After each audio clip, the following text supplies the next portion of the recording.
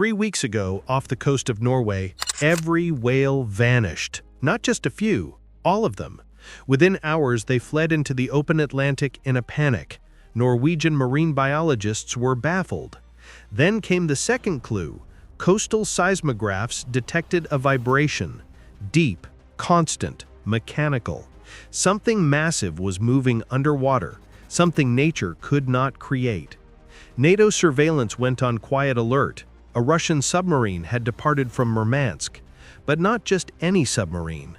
The longest submarine in the world. 184 meters of pure steel.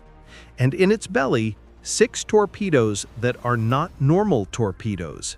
Each one is 24 meters long, the size of a city bus, powered by its own nuclear reactor, guided by artificial intelligence, capable of traveling 10,000 kilometers underwater, and armed with a warhead that can generate a 500-meter-high radioactive tsunami wave. This isn't science fiction. This is the Belgorod, Russia's newest submarine, and its weapon is named Poseidon, after the god of seas and earthquakes. A weapon that doesn't bomb coastal cities. It drowns them in a wave of irradiated water that makes all life impossible for centuries. London, New York, Los Angeles, Hamburg.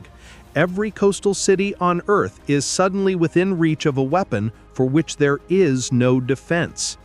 Today, we unveil Russia's ultimate retaliatory weapon, a system so apocalyptic that even hardened military analysts call it a doomsday weapon.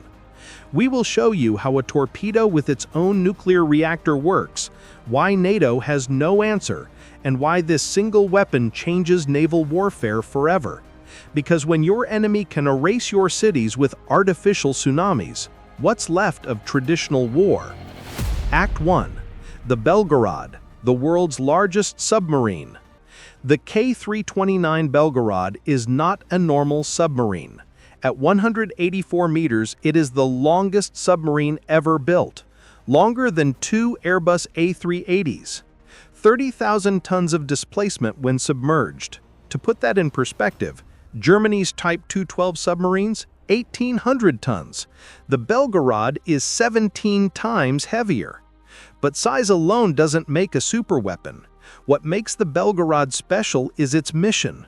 Officially, it's a research submarine for deep-sea projects. The reality? It is the first dedicated carrier for the Poseidon torpedoes, Russia's answer to American missile defense.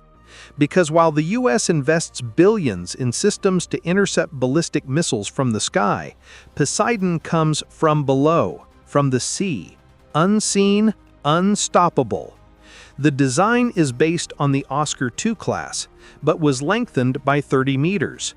This extra space houses 6 Poseidon torpedoes in special launch tubes, each 2 meters in diameter, 4 times larger than normal torpedo tubes. But why so large? The answer is coming, and it will shock you. The submarine can operate at depths of over 500 meters, deeper than most submarines can go. At this depth, it's virtually undetectable. Sonar barely functions. Satellites can't see that deep. It operates in a zone where it is practically invulnerable. But that's just the beginning. In the next section, I'll show you why even American admirals admit we have no answer to this. Act 2.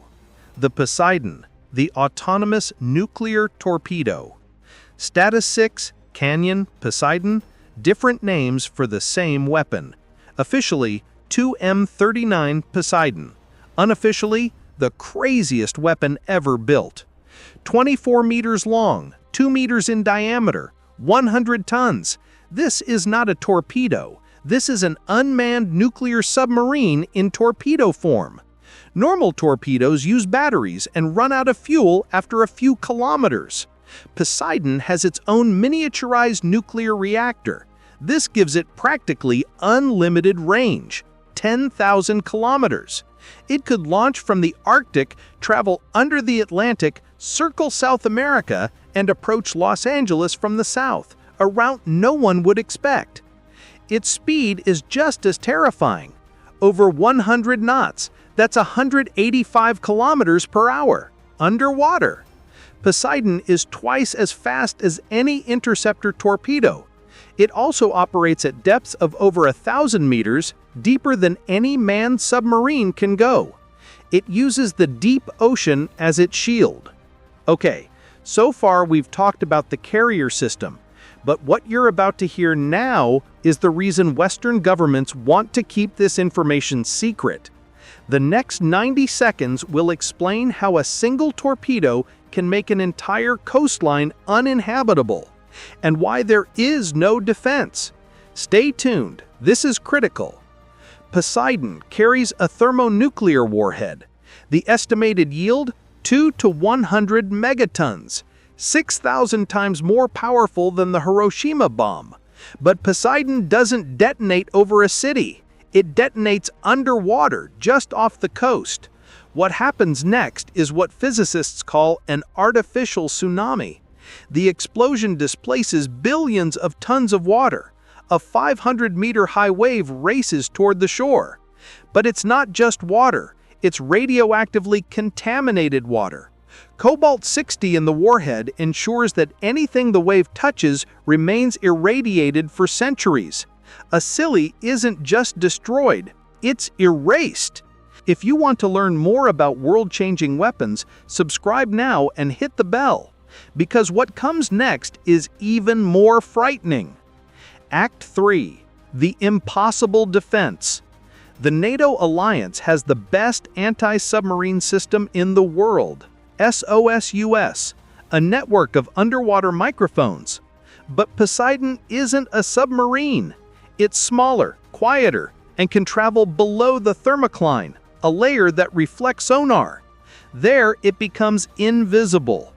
It travels slowly, silently, at 20 knots. Its nuclear reactor can run for years.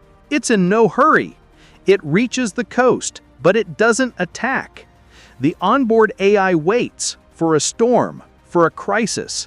And then, without warning, it accelerates to 100 knots. The final 100 kilometers in 30 minutes. No time to react. Countermeasures. Interceptor torpedoes? Too slow. Deep-sea mines? Poseidon's AI can navigate around them. Submarine nets? It will cut through them. A defensive nuclear explosion? That would irradiate your own coastline. It's a checkmate scenario. Every defense is either useless or self-destructive. But the true power of Poseidon isn't just its destructive force. It's something far more insidious. Act 4. The New Doctrine of Terror. Poseidon changes everything. It turns the ocean itself into a weapon. Aircraft carrier strike groups, the backbone of American power, become vulnerable. A single Poseidon could eliminate an entire carrier group. Naval bases, perfect targets, Norfolk, Pearl Harbor, San Diego, all within reach of a weapon for which there is no defense. Russia has never hidden Poseidon's development. They released videos. It's deterrence through terror, and it works. Remember the uncertainty from the beginning? Was it an attack, an accident, a terrorist act? A Poseidon strike leaves no missile trail, no satellite warning, just an explosion. This creates paralysis. And here's the part Western media ignores. Poseidon is a retaliatory weapon. Russian doctrine is clear. Nuclear weapons are only used if the existence of the Russian state is threatened. Poseidon is the guarantee that such an attack is suicide. There are even rumors of more extreme versions, a Poseidon that doesn't explode, but waits on the seafloor for years, a sleeper agent waiting for a signal, or worse, an eponymous Poseidon, programmed to retaliate automatically if Russia is decapitated. The ultimate dead-hand weapon. Conclusion. The Belgorod and Poseidon are more than just weapons. They are a reinvention of war, a demonstration that Russia is willing to cross lines others dare not. The whales off the coast of Norway were right to flee. They sensed what was coming. A new era where the oceans don't separate, they threaten. Where every coast is a front line. What do you think? Is Poseidon the ultimate deterrent or the beginning of the end? Could the West ever develop a defense? And how does this weapon change the global balance of power? Leave your thoughts in the comments.